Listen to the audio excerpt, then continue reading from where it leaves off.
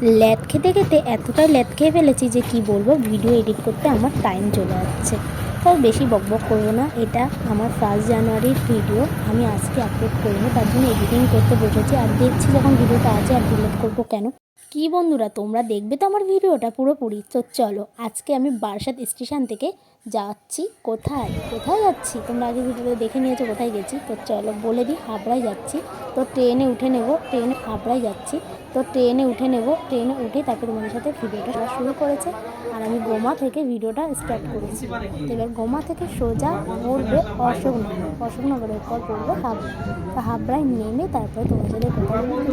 Train তো ট্রেনের মতন যাচ্ছে আর আমি আমার মতন করে ভিডিও করছি।